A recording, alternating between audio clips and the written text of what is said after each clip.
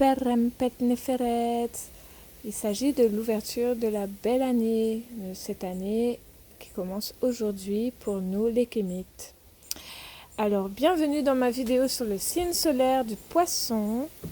Et avec moi, Nubia Méréor, que vous ne voyez pas, mais j'ai mis quelques animations, comme vous pouvez le constater.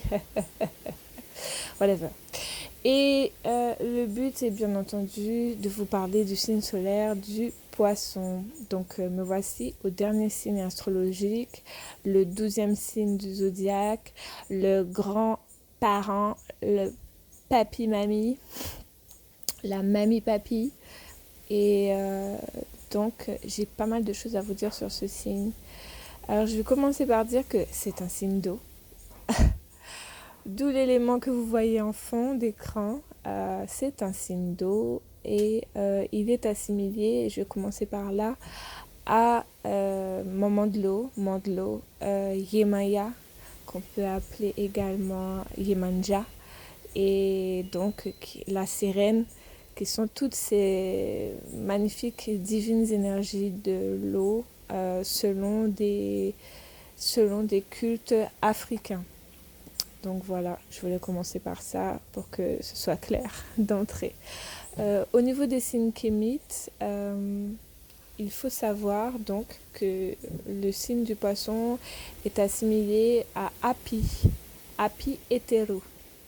Api hétéro, c'est le nom que l'on donnait au Nil, mais également au signe, au nétéro divin, qui est un principe divin de l'abondance, la fertilité, notamment par son auto-fertilisation. D'où pourquoi ce dieu-là a les deux sexes, il est androgyne. Voilà.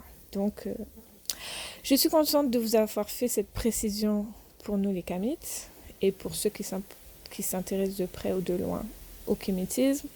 Maintenant, je vais parler de ce signe selon, on va dire, les termes européens, eurocentriques, parce que pour le moment, ce sont les codes que nous avons tous, pour le moment, plus ou moins. Donc, le signe du Poisson est un signe d'eau, c'est un signe mutable et c'est un signe qui est dirigé par la planète Neptune. Donc, le Poisson dirige les pieds et le système lymphatique. Dans la racine latine du mot lymphe, il y a la définition de l'eau. C'est dans ces organes lymphatiques que vont être fabriqués les lymphocytes, que l'on connaît sous le nom de globules blancs, qui aident donc le corps à être débarrassé de toutes les invasions, toxines, virus et compagnie. Le Poisson est à l'opposé du signe de la Vierge. Et le signe de la Vierge, lui, il dirige en fait le gros intestin, le petit intestin, qui a également cette fonction de nettoyer les toxines de la nourriture que nous mangeons, ainsi que ça nous donne les nutriments que l'on récupère de notre alimentation, enfin lorsqu'elle est équilibrée, bien entendu. C'est un peu le même concept avec le système lymphatique, d'une certaine façon. Et donc, des signes qui sont opposés comme le signe de la Vierge et du Poisson, on retrouvera malgré tout des points communs, notamment même sur le plan physiologique. Il est dit que, et ça me fait rire d'entrée de vous le dire, que les poissons aiment particulièrement les belles chaussures. Et il y a la possibilité que plus d'entre eux soient des fétichistes que d'autres. Bon, donc c'est une supposition qui est assez marrante. Maintenant, au niveau du comportement du Poisson et qui le relie au fait qu'il dirige les pieds, on trouve souvent qu'en fait, le signe du Poisson, c'est quand même quelqu'un qui est dans la fuite, qui prend ses baskets et qui s'en va, plutôt que d'affronter une situation qui va le contraindre lui ou qu'il va trouver trop toxique. Maintenant, je vais aborder l'influence de la planète Neptune sur le poisson, qui est considérable. Parce qu'il faut se rappeler que Neptune, c'est la planète de l'illusion, de tricks. Et elle représente aussi la planète de l'imagination. Des choses qu'on ne peut pas vraiment toucher, mais qu'on arrive à percevoir, qu'on arrive à palper avec le monde astral, entre guillemets. Notamment la musique. Il y a beaucoup de musiciens qui ont une très forte influence de la planète Neptune et qui sont absolument doués et qui sortent des compositions qui sont totalement dingues, qu'on n'aurait jamais pu concevoir. D'ailleurs, vous pouvez aussi avoir comme référence le groupe Neptune, avec Pharrell Williams comme chanteur le plus connu du groupe. Mais voilà, c'est vraiment pour un petit peu donner une image plus ou moins palpable de l'influence de Neptune. Ça représente également le côté un peu irréaliste du poisson. C'est ce qu'il y a une influence directe, un impact direct sur le fait que souvent on va dire que les poissons ne sont pas jusqu'au boutiste, qu'ils sont un petit peu farfelus dans leur monde, à avoir des grandes idées, mais bon, à pas forcément les accomplir. Également, ça représente l'intuition, les pouvoirs psychiques également. Une certaine part de mysticisme, un peu comme Pluton, mais plus dans quelque chose sur lequel on n'a pas vraiment contrôle en fait, qui est vraiment dans l'immensité d'un rêve.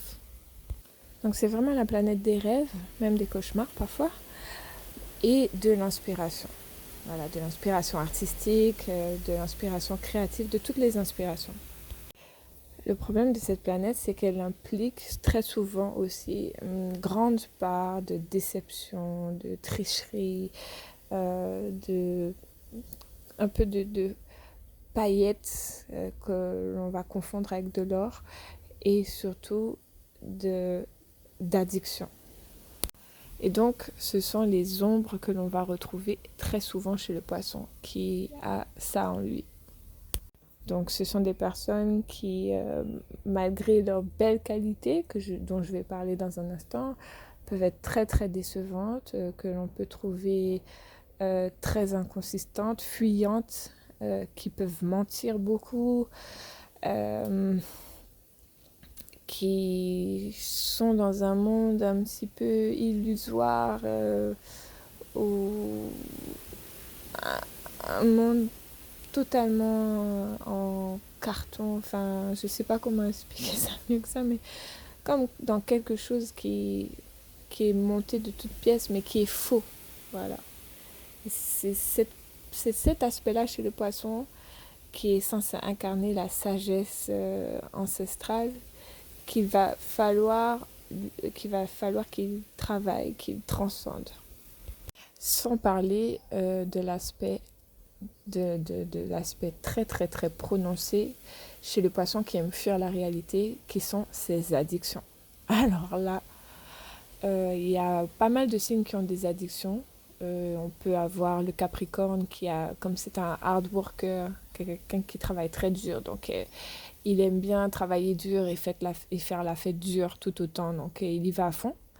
Autant que le Scorpion qui aime y aller à fond aussi, parce que lui il a l'influence de Pluton. Mais alors chez le poisson, ça prend des ampleurs des fois qui sont impressionnantes. Donc c'est vraiment à surveiller chez vous les signes de poisson. Cette manière de fuir la réalité, ça peut être pas nécessairement que les drogues, mais une façon d'être addict de quelque chose, et il faut surveiller ça en vous. Ça peut être la nourriture, ça peut être les réseaux sociaux, ça peut être, je sais pas moi, les jeux vidéo. Vraiment un comportement ou une manière de consommer ou de vivre les choses qu'il va vous falloir observer. Aussi, vous vous rappelez que vous êtes un signe mutable. tout de suite après vous, on va revenir sur le signe du bélier qui est un signe cardinal. Donc en fait, vous êtes vraiment un signe le signe du poisson, c'est vraiment un signe qui va qui va s'adapter à son environnement, qui sera le bon diplomate, qui, qui est vraiment en fusion, qui aime la fluidité. Il sera à l'opposé d'un signe fixe comme le signe du taureau, où il aura vraiment besoin de cette structure, de cette organisation, discipline précise pour gérer sa vie. Non. Le problème du poisson, en fait, c'est souvent son problème, je vais dire, c'est qu'il se laisse balloter par les flots, des fois un peu trop. Et ça, c'est vraiment quelque chose encore qu'il va devoir surveiller. Après, bien entendu, le fait qu'il soit mutable, c'est aussi une qualité parce que c'est quelqu'un qui s'adapte, comme je viens de dire. Donc, c'est quelqu'un qui n'est pas rigide dans sa manière de fonctionner et qui a souvent une ouverture d'esprit qui est bien plus large que d'autres signes. Ce ne sont pas particulièrement des personnes qui sont dirigées par leur ego. Au contraire, il me semble que c'est un signe qui a eu la mort de l'ego plus tôt que d'autres personnes. Et certaines personnes vont penser qu'en fait elles sont faibles parce qu'elles ne vont pas réagir pour défendre leur honneur ou des choses comme ça. Mais ça n'a rien à voir avec ça. C'est plus parce que ça leur passe dessus, quoi. Ça leur glisse dessus. C'est pas d'une importance majeure. Ce sont des personnes en fait qui sont connectées avec des rythmes cosmiques bien plus élevés, des vibrations cosmiques en général bien plus élevées.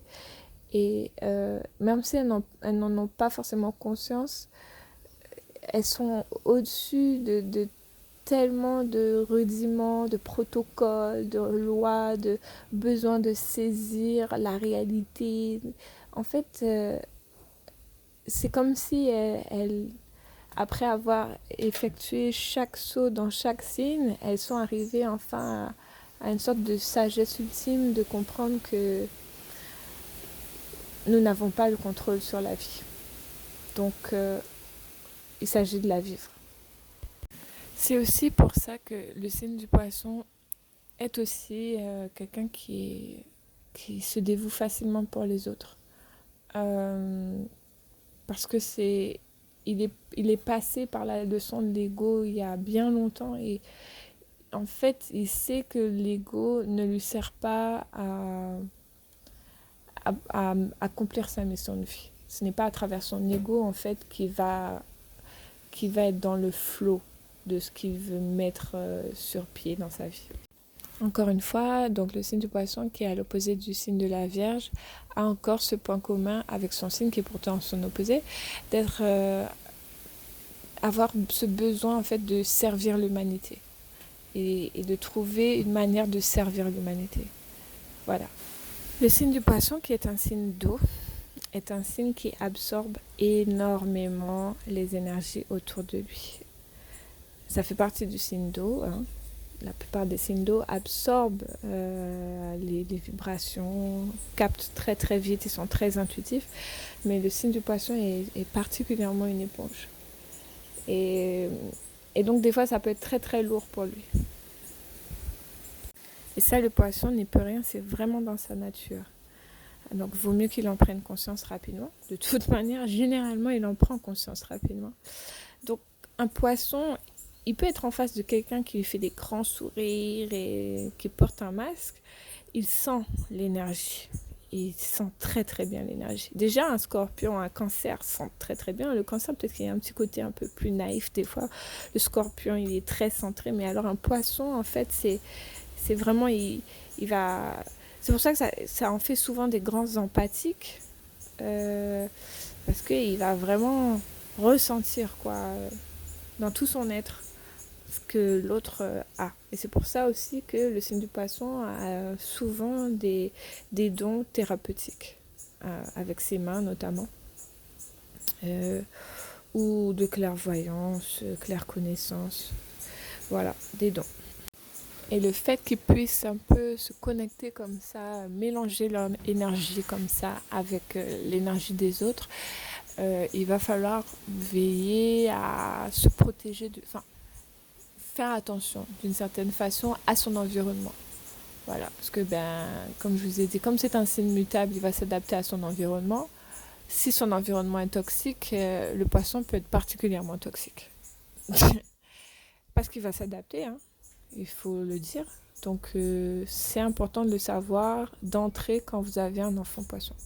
Alors souvent on représente le signe du poisson avec deux poissons qui sont à l'opposé. Et c'est assez marrant parce que moi je suis un signe du cancer et je trouvais que c'est pour moi la même symbolique. Mais bon, c'est comme ça.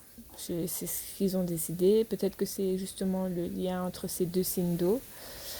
Quoi qu'il en soit, ils sont représentés donc par deux poissons qui forment une sorte de cercle de vie qui se suivent. Et donc, ça énonce la dualité, mais ça énonce également l'infinité, le fait qu'on accomplit un cycle et que voilà, la vie est infinie d'une certaine façon, puisque le cercle, ça représente l'infinitude de la vie.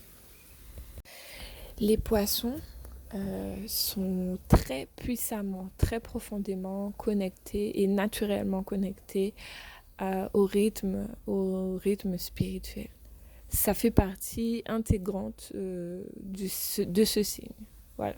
C'est un signe qui est par excellence spirituel. Et même lorsqu'il est négatif, parce que j'essaie d'expliquer aux gens que la spiritualité n'est ni négative ni positive, c'est nos intentions qui vont faire que l'usage de notre spiritualité sera négatif ou sera positif. Voilà. Donc c'est important de s'en rappeler parce qu'il y a des personnes qui sont très très avancées spirituellement et qui sont très néfastes pour notre société. Et le contraire également, bien entendu. Donc en fait, pourquoi je dis que ce sont des personnes qui sont profondément spirituelles? Parce que ce sont des personnes qui touchent souvent à leur partie subconsciente. Ce que ne font pas nécessairement par exemple des signes de feu. Ou certains, voilà, je pense aux signes de feu là tout de suite, de vraiment aller dans leur subconscient, comprendre des messages. Ça ne veut pas dire qu'elles ne le feront jamais, mais ça demandera un effort que ne ressentira pas nécessairement un poisson qui a cette fluidité pour se connecter à d'autres rythmes que le monde physique, le monde matériel. Par exemple, comme le signe du poisson est connecté à la planète Neptune, lorsque il va dans le monde des rêves, il arrive à capter des messages que d'autres personnes ne pourraient pas comprendre ou même recevoir de la façon dont il va le faire. Le fait qu'il soit très très intuitif, ça peut en faire des très bons médiums parce que ce sont des personnes qui peuvent voir des choses que vous ne verrez pas. Voilà. Voir pas avec la vue, hein, mais voir au-delà de cette réalité qui, il semblerait, n'est qu'une projection de projection de projection. Le signe du poisson est très psychique, très connecté avec l'énergie, les vibrations. Lorsqu'un poisson s'intéresse à quelqu'un, que ce soit pour une relation quelconque, amitié, amour, le poisson va vraiment vous voir pour ce que vous êtes, votre énergie, pas nécessairement votre physique, même si ça pourra jouer, parce que comme je vous ai dit, il s'adapte à son environnement, mais c'est surtout votre énergie. Ce que vous allez vibrer, c'est ça qui va vraiment attirer un poisson. Ce sont des personnes qui vous ressentent tellement que vous allez sentir que vous vibrez très souvent lorsque vous avez une discussion avec elle, que vous allez vous sentir compris, écouté. Vous allez sentir qu'elle a vraiment eu cette attention particulière là pour vous. Et c'est pour ça que c'est une très, très, très mauvaise idée de mentir à un poisson. Surtout une poissonne. Parce que autant elle vibre avec tous les rythmes de l'univers cosmique et spirituel et tout ça, et que justement elle va s'adapter à vous, que peut-être elle va laisser passer des mensonges, etc. Mais lorsque vous allez mettre un poisson en colère, parce que vous l'aurez trahi dans sa confiance, et ça peut être dangereux. Ça peut être dangereux. Je vous ai dit, sa planète c'est Neptune, donc les poissons ont des réactions très très violentes. Moi, j'en atteste. Et ouais, c'est important de le savoir. C'est pas une bonne idée de mentir à un poisson, de base, parce que le poisson saura. Et ensuite, par contre, c'est pas non plus une bonne idée de se retrouver face à un poisson en colère. Comme je vous ai dit, comme le poisson est connecté à des rythmes énergétiques, ils ont souvent des qualités médiumiques, je ne sais pas si je prononce correctement, mais du coup, ils ressentent les choses vraiment dans l'astral, dans l'éther. L'éther, c'est tout ce qui amène cette énergie de vie dans la matière en quelque sorte. Un des poissons est dans le monde spirituel et un autre poisson est dans la réalité. C'est pour ça qu'il est symbolisé par deux poissons et qu'il a une certaine dualité et qu'il assume sa dualité. Donc, c'est à savoir dans la symbolique et dans la compréhension du signe du poisson. Et donc, c'est un vrai combat interne pour le poisson de gérer tout ça, de gérer ces deux poissons qui vont dans deux directions opposées, mais bon, qui se suivent, hein, qui restent d'une certaine façon unis, mais pas unis. Souvent, le signe du poisson, pour celui qui assume cette mission, est un guérisseur. Et il a des dons chamaniques naturels. C'est-à-dire que du fait qu'il a son extrasensibilité, une puissante intuition et vraiment un besoin inné d'amener des guérisons dans l'humanité, le fait qu'il ne soit pas nécessairement dirigé par son ego, en font vraiment un bon guérisseur et bon guérisseuse. Et c'est un peu le problème que l'on va trouver chez lui dans ses relations de couple, parce que il sera plus dans ce besoin de vouloir réparer l'autre, de vouloir soigner l'autre, de se dédier à ça, et donc ça n'est pas nécessairement une bonne idée pour construire des bases solides si en fait on est toujours celui qui essaye d'amener l'autre à guérir, à amener des vrais changements en lui, puisque malheureusement c'est une impulsion qui doit venir de soi. Donc souvent les signes de poisson se retrouvent dans une situation critique au niveau de leur couple. Bon, c'est un petit peu cynique ma manière de dépeindre un tableau du poisson en couple. Ça n'est pas nécessairement le cas. Justement, il peut vraiment vibrer avec la bonne personne qui lui convient, à condition vraiment de faire ce travail chez lui, de travailler ses addictions et nettoyer son besoin d'évasion. En plus, le signe du poisson adore le sexe. Bon, quel signe n'aime pas le sexe? Bon, il y en a. Non, il n'y en a pas. Mais le signe du poisson adore le sexe parce que le sexe, ça représente un peu cette transaction spirituelle qui est amenée par le physique, par la matière, par le corps. Parce que j'espère que vous le savez déjà que votre énergie sexuelle n'est pas juste... c'est pas du sport, c'est pas juste une énergie comme ça, on allume la lumière, on éteint la lumière. C'est vraiment une énergie en fait qui se connecte au spirituel, au monde spirituel. Alors je ne sais pas si je l'ai nécessairement bien expliqué, mais si vous êtes intéressé par le sujet, n'hésitez pas à me le dire en commentaire et voilà, je ferai en sorte de travailler dessus et d'amener plus d'informations. Pour revenir sur le signe du poisson, c'est un signe qui est très très intense, qui est très profond. Parce qu'en fait, c'est les eaux profondes qui représentent le signe du poisson. Et donc, c'est l'océan, limite. Ce que je vous ai dit, c'est Yemaya, Yemanja, Mamando, c'est les eaux profondes.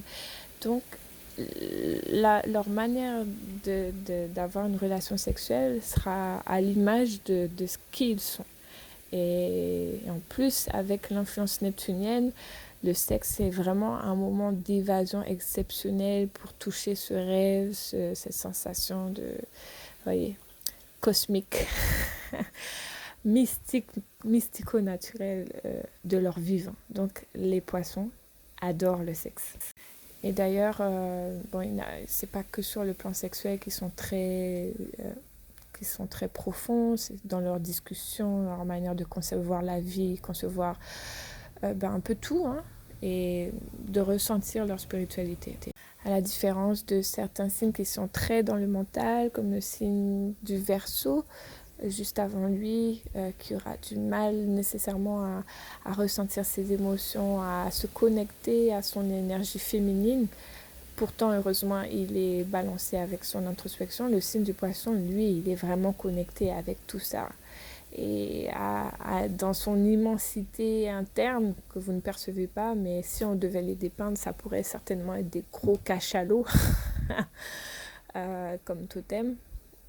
C'est vrai que des fois c'est un peu lourd pour eux d'assumer cette nature-là dans un monde profondément logico, rigido, rationaliste et rationalisant. Maintenant, je dois prévenir un petit peu les hommes et les femmes poissons qui ont cette telle ouverture d'esprit que des fois on aura l'impression en fait ce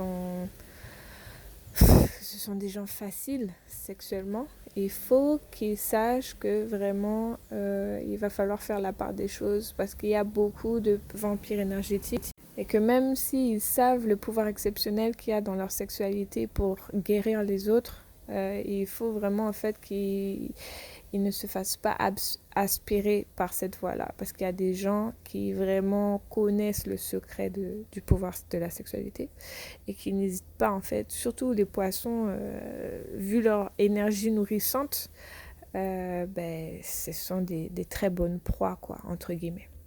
Maintenant, je voulais vous rappeler une dernière chose concernant le poisson. Arrêtez de croire qu'il est faible, fragile et tout ça. Parce que j'aimerais vous rappeler que dans la mer, dans l'océan, il y a différentes espèces d'animaux.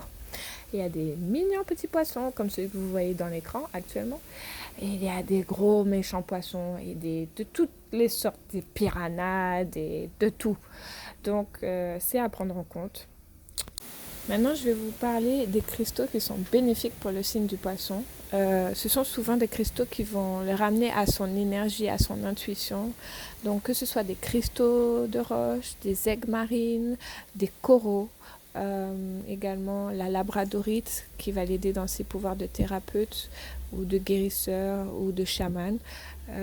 Que ce soit la pierre de lune pour son intuition très profonde, mais également la shungite. Et quelle autre pierre je pourrais recommander? L'améthyste, la charoite. Voilà, ce sont des pierres qui vont vraiment lui faire du bien. J'aime bien recommander également l'œil de chat pour le signe du poisson parce que c'est aussi une pierre de protection et que c'est vraiment une pierre qui sera en adéquation avec son énergie. Voilà, ce sera tout pour moi. J'espère que cette dernière vidéo sur les signes solaires vous aura plu. Maintenant, je vais enchaîner sur les différentes formes d'esclavage mental. Donc là, on va changer de sujet, mais je pense que vraiment ça va apporter énormément de bonnes informations pour un petit peu faire son travail de l'ombre, hein, changer en soi et améliorer, amener les guérisons et devenir meilleur. Donc en attendant, prenez soin de vous. En coup de Jassénem, on pile love.